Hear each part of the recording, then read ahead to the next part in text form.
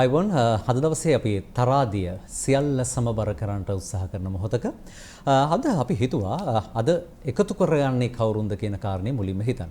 සාමාන්‍යයෙන් ඔබට මතක ඇති අපි තරාදිය වැඩසටහන තුළදී විවිධ ක්ෂේත්‍ර නියෝජනය කරන පුද්ගලයන් එකතු කරගත්තා.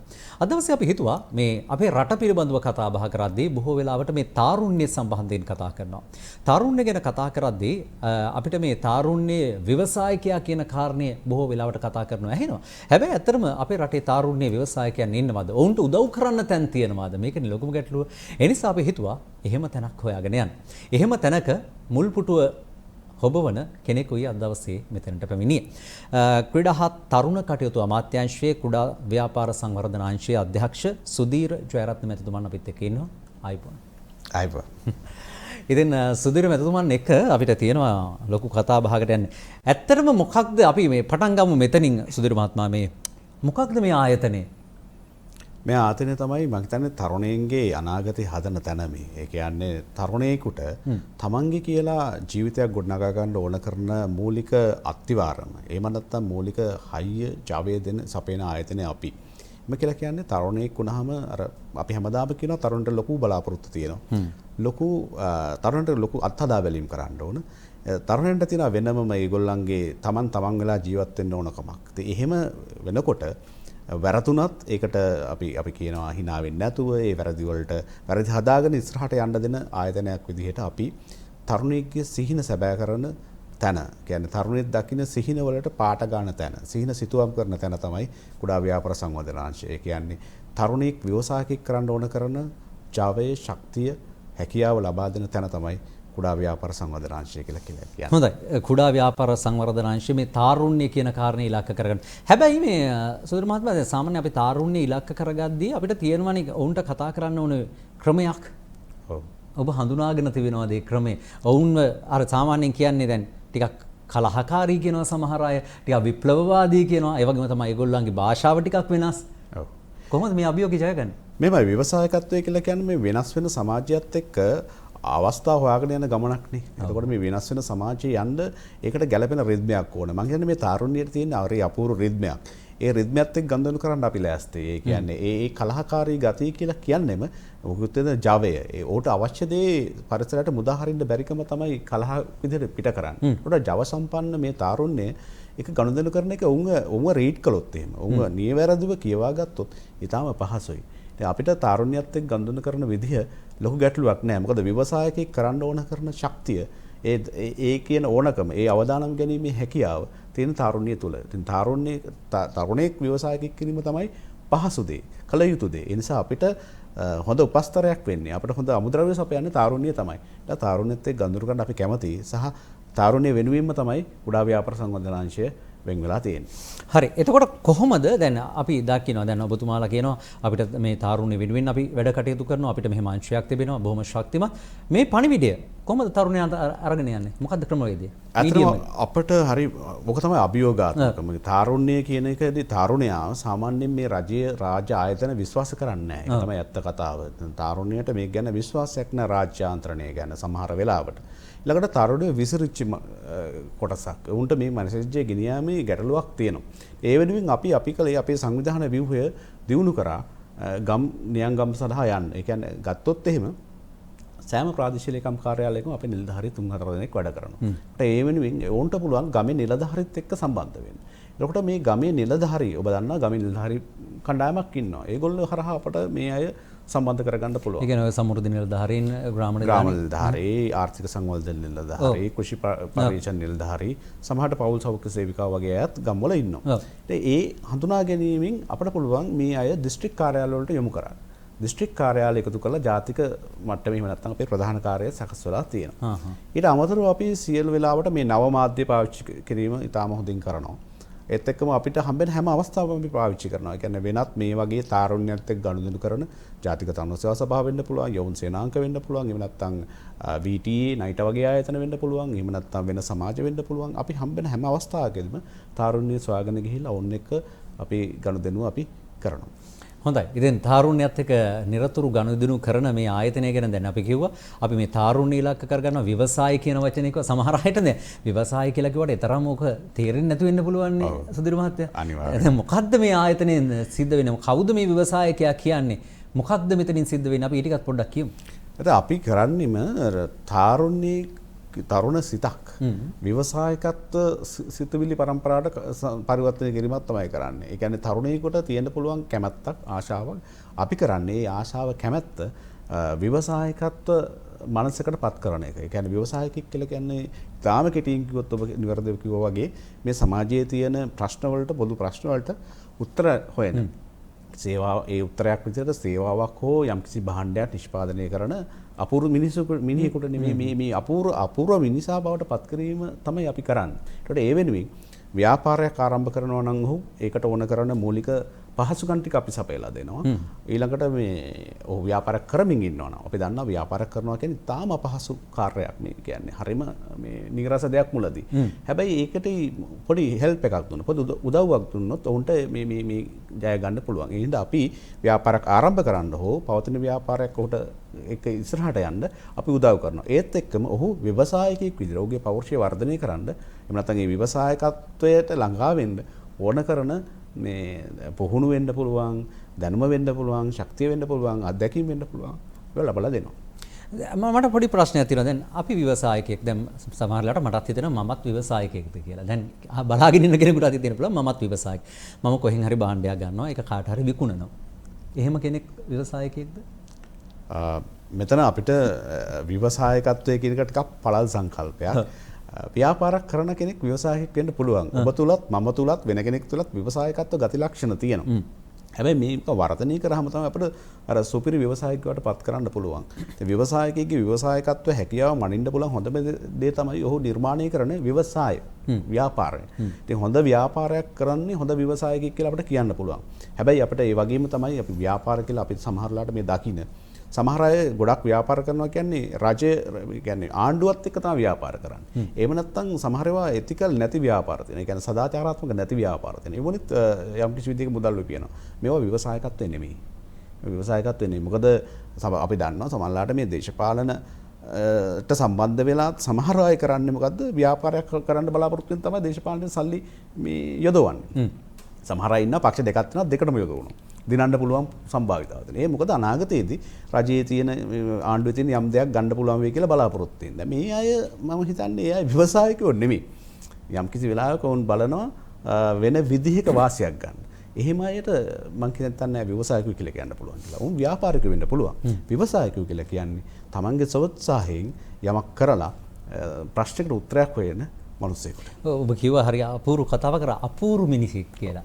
කියන්නේ පෙර විරු නොවු ඒ කියන්නේ ඉස්සල්ලා වෙන්නට බෑ. නිකන් අලුත් යමක් වෙන්නට ඕනේ කියන එක මම හිතන්නේ නේද? අනිවාර්යයෙන්. ඒ කියන්නේ ව්‍යවසායකයෙක් කියලා කියන්නේ වෙන අපි අලුත් නිර්මාණයක් කරන මනුස්සයෙකුට බොහෝ වෙලාවට.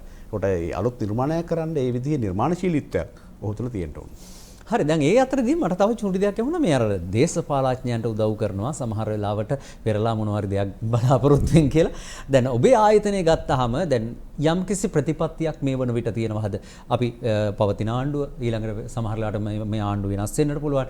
එතෙන්දී ඔබලාට යම්කිසි ගැටලුකාරී තත්ත්වයන් තියෙනවද නැත්නම් ඔබලා යම්කිසි ප්‍රතිපත්තියක් තුලද ක්‍රියාත්මක වෙන්නේ? ඔව් මේ වෙද්දී මම හිතන්නේ රජයේ ප්‍රධාන ප්‍රතිපත්තියක් තියෙනවා කුඩා හා මධ්‍ය පරිමාණ ව්‍යාපාර සඳහා ප්‍රතිපත්ති මාලාවක් තියෙනවා. ඒක 2015 තමයි සම්මත වෙන්නේ. හැබැයි මේ ප්‍රතිපත්ති මාලාව හදන්න ගත්තේ 1996 දී විතර. එතකොට ඔබ දන්නවා මේ කාලය තුළ දේශපාලන ගොඩක් මේ ආණ්ඩු වෙනස් වෙනවා. හැබැයි වෙනස් වුණාට මේ හදන ප්‍රතිපත්ති මාලාව කාලයක් තියෙන වයිට් පේපර් එකක් විදිහට. හැබැයි ඊට පස්සේ මේක මේ අමාත්‍ය මණ්ඩලයෙන් අනුමත වෙනවා. අදටත් ඒක වළංගුයි. මොකද මේක නිර්මාණය කරන්නේ අපේ රටේ හිටපු සහ මේ දක්ෂම මේ වෘත්තිකයෝ. උදාහරණයක් ගත්තොත් ආචාර්ය සමන් කලේගම වගේ අය තමයි මේකට මූලිකත්වය ගන්න. ඉතින් මේ හදපු ප්‍රතිපත්ති මාලාව අදටත් වළංගුයි. ඒකේ ප්‍රධාන කාරණා 6ක් ගැන කතා කරනවා. ඒකට 6ට අනුරූපීව තමයි අපි ආයතන මෙහෙවන්නේ. ඒ කියන්නේ පැහැදිලිව අපේ රටේ මොන දෙයකට නැතත් මම කියනවා අනිත් ඒවාටත් නැතුව නෙවෙයි ප්‍රතිපත්ති හරියට අපි විවේචනය කරනවානේ. හැබැයි කුඩා හා මධ්‍ය පරිමාණ ව්‍යාපාර සඳහා හොඳ ප්‍රතිපත්තියක් අපේ රටේ තියෙනවා. අපි මේ ප්‍රතිපත්ති මාලාවට අනුගත වෙලා තියෙනවා. අපි ඒ අනුව කටයුතු කරමින් ඉන්නවා. ඒක හරිම මම දකින්නේ තාමත්ම හොඳ ගොඩ නැංවීමක් විදියට. ඔව් දැන් මට මේ තව පුංචි ගැටලුවක් ආවා මම ඔබ තුමාව සම්බන්ධ කරගෙන මේ සම්බන්ධීකරණ නිලධාරිතුමියගෙනුත් අහපු දෙයක් තමයි මේ දැන් කුඩා ව්‍යාපාර කියන සංකල්පයත් එක්ක මේ කොතනින් එහාටද අපි මේ කුඩා ව්‍යාපාර කියන්නේ ඒකේ ප්‍රාග්ධනමය සංකල්පයක්ද කරන්නා වූ ක්‍රියාව අනුවද මේක බෙදෙන්නේ කොහොමද? මගේ ඉතාලම හොඳ ප්‍රශ්නයක් මේක මේ අපි හැමෝම මේ විවිධ අර්ථකථන තියෙනවා. ඔබ මේ ගැන යම්කිසි විදිහක සොයා බැලීමක් කළොත් අධ්‍යයන පර්පස් එකකට අධ්‍යයන අවශ්‍යතාවයකට ඔබට විවිධ උදාහරණ සහ නිර්ණායක සහ නිර්වචන හම්බ වෙනවා. අපේ රටේ ඇත්තටම ගත්තොත් මම අර කිව්වේ ප්‍රතිපත්ති මාලාවට ගියොත් එහෙම ඒකේ තියෙන විදිහ කියන්නම්. ඒක තමයි අමාත්‍ය මණ්ඩලය විසින් අනුමත කරපු එක. සාමාන්‍යයෙන් ඒකට අපි ගන්න නිර්ණායක දෙකක්. එකක් තමයි ව්‍යාපාරයේ වාර්ෂික ආදායම. ඊළඟට සේවක සංඛ්‍යාව. සේවක සංඛ්‍යාව 50ට අඩු නම් සහ වාර්ෂිකව මිලියන 250ට අඩු මේ ආදායම තියෙන එකට තමයි සාමාන්‍ය කුඩා ව්‍යාපාරයක් කියලා කියන්නේ. ඒ අර්ථයෙන් ගත්තහම අපේ රටේ තියෙන මිලියන සාමාන්‍යයෙන් 2015 දී කරපු ආර්ථික සංගණනයට අනුව අපේ රටේ තියෙන ව්‍යාපාර දශලක්ෂ 19657ක් වගේ තිබුණේ. ඕක වෙනස් වෙන්න පුළුවන් පොඩි ප්‍රමාණයක්.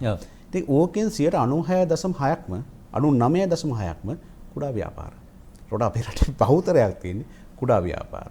ඉතින් කුඩා ව්‍යාපාරිකයෝ තමයි අපේ රටේ නගා සිටවන්න ඕන. ඉතින් මේ දශලක්ෂය තුල එක රැකියා අවස්ථාවක් ජනනය කළා නම් අපේ රටේ මිලියනයකට තරුණයෝ රැකියා දෙන්න පුළුවන්. දැන් මේ කාලවකවානුවත් එක්ක යම්කිසි අර්බුදයක් තිබෙනවයි කියලා කියනවා සේවකයන් ඉවත් කිරීම. නැත්නම් සේවකයන් ආයතන තුලින් හැර යාම, ඒ වගේම පඩි නඩි ගෙවා ගන්නට බැරි වීම. මම හිතන්නේ ඔබතුමාලත් එක්ක සම්බන්ධීකරණ ආයතන වලටත් මේ ගැටලුවට මුහුණ දෙන්න සිද්ධ වෙලා ඇති. මේකට මොනවා හරි දෙයක් කරනවද බල ආයතනේ? අත්‍තරම කුඩා ව්‍යාපාර ශාස්ත්‍රය ගත්තාම සේවක ප්‍රශ්නය අදටත් තියෙන සේවකයෝ මේ කියන්නේ අතිරික්තයක් නෙවෙයි. සේවකයෝ තව ඇබ්සර්බ් කරගන්න පුළුවන්. මේකට අවශෝෂණය කරගන්න පුළුවන්. මොකද කුඩා ව්‍යාපාර කියන්නේ එහෙම මේ චලනයන්ට ලොකු මේ චලනයන්ට අහු වෙනව නෙවෙයි. ඒ කියන්නේ ඒගොල්ලන්ගේ පරිමාව කුඩා නිසා මොන සංචලනයන් ආවත් මොන පරිසරයේ වෙනස්කම් ආවත් මං හිතනවා ඒගොල්ලන්ට ඒකට අනුගත වෙන්න පුළුවන්. ඒ නිසා අපිට මේ කුඩා ව්‍යාපාර ශාස්ත්‍රයේ තාමත් ශක්තිමත් මේ මහා ව්‍යාපාර වලින් යම්කිසි කෙනෙකුට රැකියා අවස්ථා අහිමි වෙනවා නම් ඔහුන්ට ව්‍යාපාරයක් ආරම්භ කරන්න හෝ ඔහුන්ට රැකියාවක් දෙන්න තරම් කුඩා ව්‍යාපාර ශාස්ත්‍රය ඇත්තටම ශක්තිමත්. අදටත් අපි දකිනවා සේවකයෝ ඉල්ලා හිටින ව්‍යාපාර අද මේ මොහොතේ රටේ තියෙනවා. ඔවුන්ට යම්කිසි විදිහක මේ පහුගිය කාලේ අර්බුදයන් නොතිබුණා නෙමෙයි. තිබුණා. හැබැයි මම හිතන්නේ අර්බුදය මේ සමනය වෙන්නත් ඉතා කෙටි කාලෙකින් පුළුවන්. කියන්නේ මේ දැනෙන අර්බුද මොකද ඔබට තේරෙනවා ව්‍යාපාර ප්‍රමාණය කුඩා වෙනකොට යම් අර්බුදයකට ආවත් ඒකට කාලානුරූපීව වෙනස් වීමේ හැකියාව අපූර්ව හැකියාවක් කුඩා ව්‍යාපාර වලට තියෙනවා. ඒක නිසා ඒක ආර්ථිකයේ කුඩා ව්‍යාපාර මත යැපෙනකොට ලොකු වෙනසක් වුණත් දරා ගැනීමේ හැකියාව තියෙනවා. හොඳයි. ඉතින් අද මේ අපේ වැඩසටහන බලන බොහෝ පිරිසක් ඇති විශේෂයෙන්ම මේ උතුරු නැගෙනහිර කලාප තුල පවා ඒ නිසා මේ මුළු රටමම ව්‍යාප්ත වෙච්ච ආයතනයක් තමයි මේ කුඩා ව්‍යාපාර සංවර්ධන අංශය කියන්නේ. ක්‍රීඩා හා තරුණ කටයුතු අමාත්‍යාංශයේ යටතේ මේ ක්‍රියාත්මක වෙන්නේ. ඒ නිසා දැන් ඔබට හිතෙනවා නම් මමත් ව්‍යාපාරයක් කරන්නට ඕනේ, ව්‍යවසායකයෙක් බවට පත් වෙන්නට ඕනේ කියලා දැන් තමයි කාලය ලැබිලා තිබෙන. අපි ඒ ගැන වැඩිදුරටත් කතා කරමු මේ විරාමයෙන් අනතුරුව.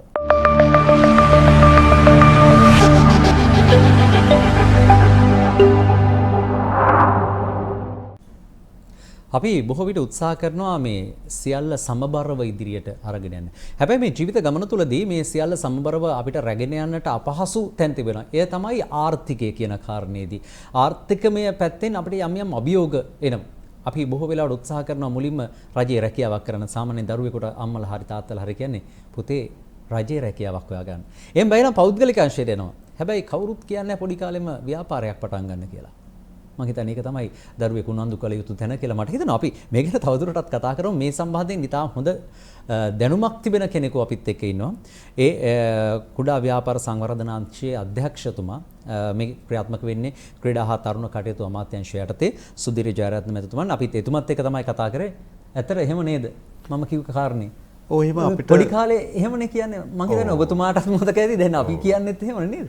ඒක තමයි මම හිතන්නේ මේ අපේ රටේ කාලයක් තිස්සේ තිබුණු ක්‍රමය සංකල්පය අපි මුල් ගැසගත්තු මේ අපේ සංස්කෘතික දේ තමයි අපි හරීම මේ මැදුම් පිළිවෙත ගැන වැරදියට තීරුම් ගත්තු කියලා මට නම් හිතෙන්නේ. ගත්තු කණ්ඩායමක් නේ. අත අපේ රටේ තිබුණු හොඳ පිහිටීමක් තියෙන. දැන් අපේ රටේ කවුරුත් බඩගින්නේ මියන්නේ නැහැ. ඉතින් අපි රට කුඩා දේවල් මිනිසුන්ට ස්වභාවිකව ලැබිලා තියෙනවා. ඒ නිසා ලොකු අවදානමක් ගැනීමේ අවශ්‍යතාවයක් නැහැ. කොහොම හරි මේ රටේ ජීවත් වෙන්න පුළුවන්. ඒ නිසා මේ අපි අර හැදුණු බෞද්ධ සංස්කෘතියෙන් ගන්න ඕන සමහර දේවල් අපි අරගෙන නැහැ. ඉතින් ওই අන්තම් කාලා ඔය ඉතියාම ඇති වගේ එකක් හිතෙනවා. ඒකට හිතනවා මේ රැකියාවක් කළාම හරි සුරක්ෂිතයි කියලා. හැබැයි මේක රටක් විදිහට ගත්තහම ප්‍රායෝගිකද. ඒක තමයි අපි හිතන්න ඕනේ. ඒ කියන්නේ අපි ගත්තොත් එහෙම සියලු දෙනාට රජයේ රැකියාව දෙන්න පුළුවන්. දැන් මිලියන් 15ක් විතර රජයේ රැකියාව කරනකොට තවත් පුළුවන් ද මේකට මේ රජයේ රැකියාව දෙන්න. ඊළඟට අලුතෙන් රැකියාව අපි හිතුවොත් මම හිතුවොත් මම රැකියාවක් කරන්න ඕන, ඔබ හිතුවොත් ඔබ රැකියාවක් කරන්න ඕන. අපේ පෞද්ගලිකාංශය සමත්ද අපේ රටේ තියෙන මේ රැකියාව ප්‍රශ්නේ විසඳන්න. ඒකට එහෙම ගත්තාම රටක් විදිහට අපිට එහෙම දෙමෝපියන්ගේ මොන බලාපොරොත්තු තිබුණත් මේක යන්න පුළුවන්. අපි උපරමයකට දැන් ඇවිල්ලා තියෙනවා. නව රැකියාව අවස්ථා බිහි වෙන්න ඕන. ඒ වගේම තමයි නව රැකියාව අවස්ථා බිහි වෙන්න නම් නව ව්‍යාපාර බිහි වෙන්න ඕන. ඉතින් ඒ බිහි වෙන්න නම් අපි හිතන තැන වෙනස් කරන්න ඕන. ඒ කියන්නේ මේක පාසල් පද්ධතිය ධම්ම අර ඔබ කිව්වා වගේ ළමා කාලේ ධම්ම අපි හිතන්න ඕන. අපේ වීර වෙන්න ඕන ව්‍යවසායකයෝ තමයි. එහෙම නැත්නම් අපි කවදාවත් අපි ව්‍යවසායකෙක් වීරයෙක් විදිහට දැකලා නැහැ. අපි කළු කඩ මුදලාලි සහ ව්‍යවසායකයා මම හිතනවා මේ පටලගෙන තියෙන්නේ. අපේ හිතෙන්නේ අර අපි වරදවා තේරුම් ගන්න තියෙනවා හැම වෙලෙම වෙලෙන්දා ව්‍යාපාරිකයා නැත්නම් ව්‍යවසායකයා කියලා කියන්නේ මේ තුන් දෙනාම එක්කෙනෙක්. ඒ අය අපි අර ජාතක කතාවල අහලා තියෙන විදිහට හරි සට කපටි කෛරාටික දේශපාලනඥයටත් එහා හොඳට බලන්න අද දේශපාලනඥයා යම්කිසි විදිහක සමාජයේ යම්කිසි සමාජචර්යයට ලක් වෙන්නේ ඊට කලින් කාටුන් වලට මූලික වුණේ මේ කළු මුදලාලි කළු කඩ මුදලාලි ලොකු බඩක් තියෙන මුදලාලි කියන සංකල්පයට තමයි මේ අපහාසය එල්ල වුණේ. ඒකෙන් තාම හිතනවා මේ මුදලාලි තමයි ව්‍යවසායකය කියලා කියන්නේ. මුදලාලි කියන්නේ එහෙම හොඳ කෙනෙක් නෙමෙයි. මුදලාලි කපටි කියන්නේ අනවශ්‍ය විදිහට මුදල් හම්බ කරනවා. ඒ මුදලාලිලා හොඳ නෑ වගේ එකක් තමයි සමාජයේ තියෙන්නේ. හැබැයි මුදලාලි සහ ව්‍යවසායකයා කියන්නේ සම්පූර්ණ දෙන්නෙක්. හොඳයි මේ අපි මේ සියලු කරුණු කාරණා පිළිබඳව දැන් කතා බහ කරමින් යන අතරේදී මට පුංචි ගැටලුවක් තියෙනවා සුධීර් මහත්මයා. දැන් සාමාන්‍යයෙන් ව්‍යාපාරයක් ආරම්භ කරද්දී තාරුණ්‍යයේ තියෙන ගැටලුවක් වෙන්නට පුළුවන්. ඔහුට මේ මූලික ප්‍රාග්ධනයක් නැහැ. මුදලක් අතේ නැහැ. ඉතින් එහෙම කෙනෙකුට මොකක්ද දෙන්න පුළුවන් උත්තරේ? මම හිතනවා ව්‍යාපාරයක් පටන් ගන්න අපි හැමදාම කතා කරන දෙයක් තමයි ඕන කරන්නේ හොඳ අදහසක් විතරයි. يعني ව්‍යාපාරික සාර්ථකත්වයේ තියෙන අදහසේ. අදහස හරියට නිකන් හරි අපි මැණිකක් හොයාගන්නවා වගේ වැඩක්. ඒකට ඒ අදහස තමයි වටින්නේ. හොඳ අදහසක් තියෙනවා නම් සල්ලි මුදල් හොයාගන්නවා කියන එක ලොකු දෙයක් නෙවෙයි. ඒ අදහසේ මම ආයි කියන අපූර්වත්වයට. අදහසේ අපූර්වත්වයට විවසාකික කියන්නේ මේ හොඳ අපූර්ව අදහසක් හොයාගන්න මිනිස්සෙකුට සමාජයේ තියෙන එකකට. ඒකට ඒ අපූර්වත්වයේ යුතු අදහසකට මුදල් ආයෝජනය කරන්න සමහරට ලොකුට අපිට ඕන වෙන්නේ නැහැ. පොඩි ප්‍රමාණයකින් මේක පටන් ගන්න පුළුවන්. ඒක තමයි හොඳම විදිය. මොකද අලුත් දෙයක් අපි පටන් ගන්නෙ අවදානමක් මේක ගැබ් වෙලා තියෙනවා. සාතේ කොතරම් මුදලක් තිබුණත් පොඩි මුදලකින් පටන් ගැනීම තමයි සාර්ථකත්වය. අපි හිතමු මේකට සල්ලි ඊට වැඩිය ආරම්භක ප්‍රාග්ධනයක් ඕන කියලා. හැබැයි බැංකුවකට ගිහිල්ලා අපිට පුළුවන් හරියට මගේ අදහස කියන්න. ඒ අදහස ප්‍රකාශ කරන්න. ඒකට හොඳ සැලැස්මක් ඉදිරිපත් කරන්න. ඒ සැලැස්ම මගේම කියන විදිහට අපි කියන ප්‍රසන්ට් කරන්න. ඒ කියන්නේ කියන්න. ඉදිරිපත් කරන්න. පුළුවන් නම් අනිවාර්යයෙන්ම ඒකට බැංකුවේ ඉන්න කළමනාකරු උනත් කැමති වෙනවා දෙන්න. ප්‍රශ්න තියෙන්නේ මට මගේ අදහස නිවැරදිව කියා ගන්න බෑ. මට ඒක හරියට මේ ඉදිරිපත් කිරීමේ හැකියාව නැහැ. මම හිතන්නේ තරුණයෙක් විදිහට අපි කල්පනා කරලා බලන්න ඕනේ මෙන්න මේ දේවල්. මගේ අදහස කොහොමද මම තව කෙනෙකුට මේ හරියට ඔලුවට ඒත්තු ගන්නන්නේ කියන කාරණාව. හරි. දැන් ඒ අතරදී දැන් ඔබ ආයතනයේ යම් යොමු කිරීමකුත් තිබෙනව නේද? ඒ වගේ මූල්‍ය අර්බුදයක් තියෙන කෙනෙක්. ඔව් එහෙම කෙනෙක් අපි ගාවට ආපුවාම එයාට ඕන කරන ව්‍යාපාරය ආරම්භ කිරීමට ඕන කරන මුදල හොයා දීමේ සැලැස්ම අපි සකස් කරලා දෙනවා. අපි ඒකට කියන ව්‍යාපාර සැලැස්මක් කියලා. අපි ඒක නොමිලේ හදලා දෙනවා. ඒත් එක්කම ඒ විතරකුත් නෙමෙයි අපි ගාවට ආවොත් එහෙම අපිට එයාට සරිලන විදිහේ ව්‍යාපාරයක් පටන් ගන්න පුළුවන් විදිහේ ණය මුදලක් දෙන්න පුළුවන්. අපි ගාව තියෙනවා ශ්‍රේෂ්ඨ කියලා ණය ආර මුදලක්. ඒක තියෙන්නේ සියලුම ලංකාවේ බැංකුවලින් මේක ගන්න පුළුවන්. අපි ව්‍යාපාර සැලැස්ම හදලා දෙනවා. අපි ගාවට ආපුවාම ලක්ෂ 5ක් දක්වා ණය මුදලක් ගන්න පුළුවන්. මේකේ වාර්ෂික පොලිය 5.5%යි. ඒත් එක්කම වැදගත්ම කාරණේ තමයි අලුත් ව්‍යාපාරයක් නම් අපි රුපියල් 50000ක මුදලක් දෙන්නේ ප්‍රදානයක් විදියට. අපි කියන ග්‍රාන්ට් එකක් විදියට. එතකොට මේ 50000 නැවත අය කරගන්නේ නැහැ. ඉතින් මේ 50000 ලොකු දෙයක් කරගන්න පුළුවන්. ඉතින් මේ වගේ අවස්ථාවක් තරුණයින්ට තියෙනවා. සමහර තරුණයෝ මේක තේරුම් ගන්න. හැබැයි තරුණයෙක් ඇවිල්ලා මට ලක්ෂ 5ක් දෙන්න කිව්වට බෑ. ඔහුට තියෙන්න ඕන යම්කිසි හැඟීමක්, අවශ්‍යතාවයක්, ඒ වගේම හොඳ සැලැස්මක් සහ මේ අපූර්ව අත්වේ හොයාගෙන යෑමේ නොනිමි ආසාවක් සහ කැපවීමක්. එහෙම තියෙනවා නම් අපට ඒ මූල්‍ය අවශ්‍යතාවය වෙනුවෙන් උදව් කරන්න පුළුවන්. හොඳයි අපි මේ ජීවිතය සමබරව කරගෙන යන්නට ඉදිරියට යන්නට උත්සාහයක තමයි යෙදෙන්නේ. එහිදී අපිට මම හිතන්නේ වැදගත්ම අංශයක් තමයි මේ ව්‍යාපාර අංශය. ඒ අතරදී දැන් අපි දන්නවා දැන් අපිව යාල් ටීවී නරඹන බොහෝ පිරිසක් ඉන්නවා උතුරු නැගෙනහිර විශේෂයෙන්ම. දැන් මේ උතුරු නැගෙනහිර ජනතාවට උනත් මෙහෙම අවස්ථා තියෙනවද? ඔවුන්ට කොහොමද සම්බන්ධීකරණය කරන්නේ? මම මේකයි කිව්වේ අපේ කාර්යාල පද්ධතිය ලංකා පුරා විදුණු එකක්. සෑම දිස්ත්‍රික් ලේකම් කාර්යාලය උතුරේ දිස්ත්‍රික්ක පහේම මන්නාරම, වවුනියාව, කිලිනොච්චිය, මුලතිව්, යාපනයේ සහ නැගෙනහිර ගත්තොත් එහෙම ත්‍රිකුණාමලය, මඩකලපුව, අම්පාර දිස්ත්‍රික් ලේකම් කාර්යාලවල අපේ කාර්යාල පද්ධතියක් තියෙනවා. ඊට වඩා අමතරව සෑම ප්‍රාදේශීය ලේකම් කාර්යාලයකම අපේ නිලධාරීන් තුමියක් හෝ තුමික් සමහරට දෙන්නෙක් හෝ තුන්දෙනෙක් සේවය කරනවා. ඔබ ගිහින් අහන්න ඕන කුඩා ව්‍යාපාර සංවිධානයේ නිලධාරියා කවුද කියලා. ඔහු ඒ සේවය ලබා දුන්නේ නැත්නම් අපිට හරි කතා කළොත් අපි ඒක හොයලා බලලා කරලා දෙනවා. දුරකථන ඇමතුම් නම් එකක් නැත්නම් අපේ අංකයක් හරි මොකක් හරි තිබෙනවා. අපේ ප්‍රධාන කාර්යාලයේ අධ්‍යක්ෂ කාර්යාලයේ දුරකථන අංකයම ලබා දෙන්නම්. ඔව්. 0112 66යි 92යි 40. 0112 66යි 92යි 40. හොඳයි අපි මේ හොඳ කතාබහකට අද එළඹුණේ මේ අපි අද මේ මැදිරියටම ගෙනල්ලා තිබෙනවා මේ සම්බන්ධයෙන් තවදුරටත් කතා කරන්න. දැන් ඇය ගැනත් පුංචි අදහසක් කියලා. මොකද ඇයත් ඔබ ආයතනයේ හරහා දියුණු වෙච්ච කෙනෙක්. මම ඒක එහෙමම කියන්නේ නැහැ. මොකද සාර්ථක ව්‍යවසායකයෙක් බිහි වෙන්නේ ඔහුගේ හෝ ඇයගේ තියෙන උපතින් ගෙන ආපු එකක් සහ හදාගත්තු දෙයක්. අපි පුංචි උදව්වක් කරලා තියෙනවා ඇති. හැබැයි ව්‍යවසායකයෙක් හදන්න මේ රටේ එක ආයතනයකට බෑ. ඇයට බැංකු උදව් කරලා ඇති. ඇයට වෙන ආයතන උදව් කරලා ඇති. ඇයට සමහරට යාගේ ඥාති හිතවතුන් උදව් කරලා ඇති. හැබැයි කුඩා ව්‍යාපාර සංවර්ධනාංශයේ විදිහට අපි ඇයත් එක්ක නිරන්තරයෙන් ළඟ රැඳෙනවා. අදත් එහෙමයි, අතීතෙත් එහෙමයි, අනාගතෙත් එහෙමයි. නමුත් ව්‍යවසායකයෙක් බිහි කලේ අපේ අංශයෙන් කියලා පටු අරමුණකට එන්න මම කැමති නැහැ. එහි ඇගේ සාර්ථකත්වයේ 95%කට වඩාම ඇයට හිමි. ඒට අපි කවුරුද දෙන්න ඕන. ඉතින් අපි ඇයට යම් උදව්වක් කරලා තියෙන බව ඇත්ත. හොඳයි. බොහොම නිර්ලෝභීව ඒක කතාව කරා. මම හිතන්නේ ඔබ මේ මාධ්‍ය ක්ෂේත්‍රයේ සම්බන්ධයෙන් හොඳ දැනුමක් තියෙන ප්‍රවීණයෙක්. මම හිතන්නේ ඒ නිසා තමයි මේ සියල්ල සමබර කරන්නට මේ උත්සාහ කරන්න කියලා මට හිතෙනවා. කමක් නැහැ. අපි ඔබතුමාටත් සුබ පතනවා. ඔබතුමාගේ අභිප්‍රාය ඒ විදිහටම සාර්ථක වෙන්න ඕනේ. මොකද මේ රටේ තව ව්‍යවසායකයන් රැසක් බිහි වෙනවා නම් අන්න එදාට තමයි මම හිතන්නේ ඔබතුමා සතුටු වෙන්නේ. බොහොම ඇත්තටම බොහොම ස්තුතියි ඇත්තටම ජනක සහ යාල් ටීවී ආයතනයට අපිට මේ අවස්ථාව ලබා දුන්නාට. මෙහෙම රටේ ඉන්නවා හැමතැනම දිරිය තරුණ තරුණියන්. ඒ අයගේ කතාව මම දැන් මාධ්‍යයෙන් අපි හැමෝටම විශේෂයෙන්ම උතුරු නැගෙනහිර අයට මේක ඉතාම වැදගත් වෙයි. මොකද යුද්ධේ නවතන් වෙලා ඉන්න කාන්තාව බොහෝ ඉන්නවා යාපනයේ. මම හිතනවා ඒ අයට ජීවිතේ වෙන්න පුළුවන් උපරිම කටුකත්වයට මුල දීලා තියෙන්නේ. ඒ කටුකත්වයෙන් නැගී හිටින්න මම හිතනවා හොඳම අවස්ථාවක් තමයි එළඹිලා තියෙන්නේ. ඒකම ඒ වේදනාවම ඇගේ හෝ ඔහුගේ සාර්ථකත්වයට ළඟා කරගන්න පුළුවන්. එහෙමයට අපි උදව් කරනවා. බය නැතුව කුඩා ව්‍යාපාර සංවර්ධනාංශයට කියලා තාම ගෞරවයෙන් ආරම්භ කරනවා. හොඳයි. එහෙනම් අපි වැඩසටහන නිමා කරන්නේ නැහැ. මොකද අපිත් එක්කම රැඳිලා ඉන්න අර අපි කියු කෙනා හඳුන්වා දෙන්නයි මේ සූදානම.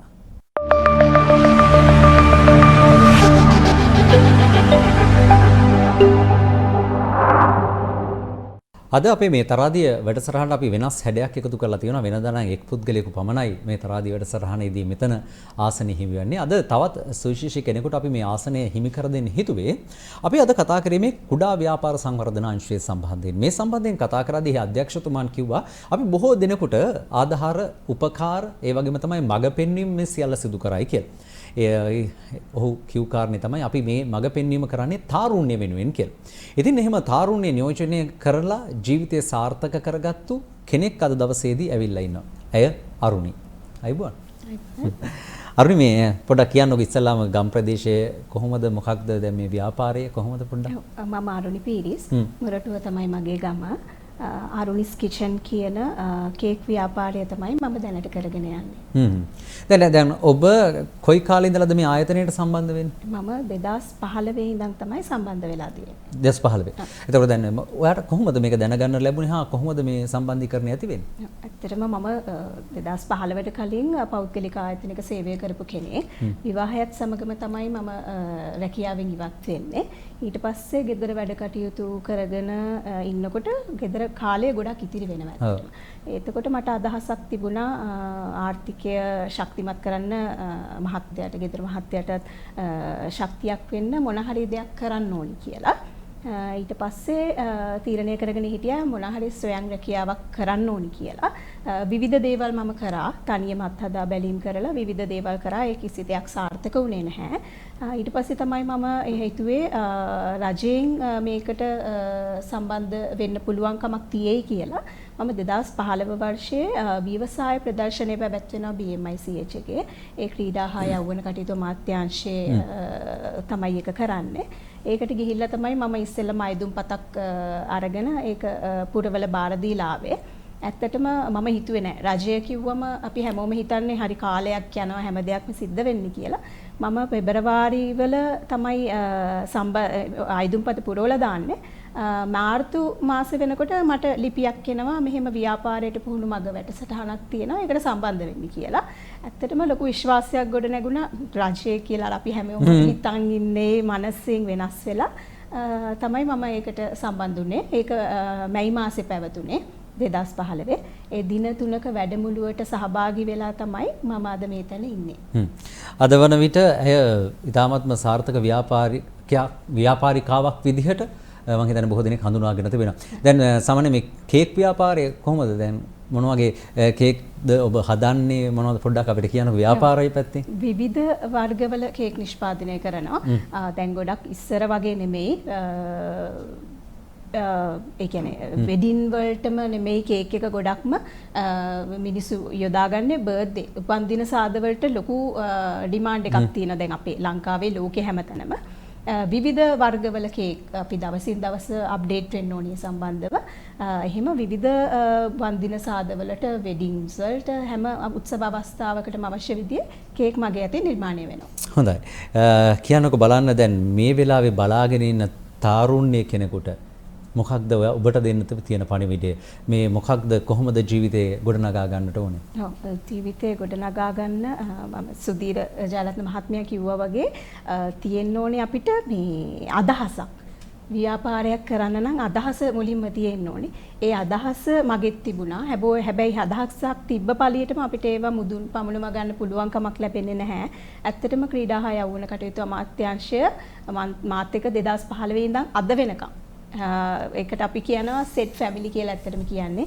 පවුලට පස්සේ අපේ පවුල තමයි සෙට් ෆැමිලි එක. අපේ පියා විදියට තමයි අපි සුදීර ජයලත්න මහත්තයව සලකන්නේ. අපේ ඉන්න මිස්ලා ඔක්කොමත් අපිට හැමෝම හොඳට සපෝට් එකක් දෙනවා හැම දෙයක්ම. අපි වැඩක් කර ඉන්නකොට හරි කෝල් කරලා අහනවා අරුණි දැන් මොකද වාගේ තත්ත්වේ. ඒ කියන්නේ අපි කතා කරන්න කලින් අපෙන් කෝල් කරලා අහනවා මේ කොහොමද දැන් වෙන්නේ කියලා. ඒ වගේ බලන් ඉන්න හැමෝටම මම කියන්නේ ඔයගොල්ලන්ට ව්‍යාපාර අදහසක් තියෙනවා නම් පොඩි හරි ළඟම තියෙන ප්‍රාදේශීය ලේකම් කාර්යාලය හරහා දැන් ක්‍රියාත්මකයි කුඩා ව්‍යාපාර සංවර්ධනාංශ ගිහිල්ලා ඔයගොල්ලන්ගේ අදහස කියන්න. අනිවාර්යෙන් ඒක පොඩියට නෙමෙයි ලොකුවට මුදුන් පමුණුව ගන්න හොඳම තෝතැන්නක් තමයි කුඩා ව්‍යාපාර සංවර්ධනාංශය. හොඳයි බොහොම ස්තුතියි හරුණි අද පැමිණියාට මේ පිළිබඳව කියන්නට. මම හිතන්නේ මේක යම් උත්තේජනයක් බවට පත් වේ තාරුණ්‍යයට. ඔබ හිතාගෙන ඉන්නවා නම් යම් කිසි ව්‍යාපාරයක් ආරම්භ කරන්න මෙන්න හොඳම තැන ඔබට ලැබිලා තියෙනවා කියලා මට හිතෙනවා. ඉතින් මේ නිසා අපි විශේෂයෙන්ම මතක් කරනවා ඔබ සූදානමින් ඉන්න ඔවුන් සමගින් එකතු වෙන්න මේ ජීවිතය සාර්ථක කරගන්න. ඉතා කුඩාවට පටන්ගෙන ඉතා විශාලාකාරයෙන් ඔබ ව්‍යාපාරය පුළුල් කරන්න බලාපොරොත්තුවක් තිබෙනවා නම් හොඳ සංකල්පයක් ඇතුව ගමන් කරන්න කියන කාරණයක් මතක් කරමින් අද දවසට අපි ඔබෙන් සමුගන්නවා යලිත් ලබන සතියේ මුණ ගැහිමේ බලාපොරොත්තු වෙමු.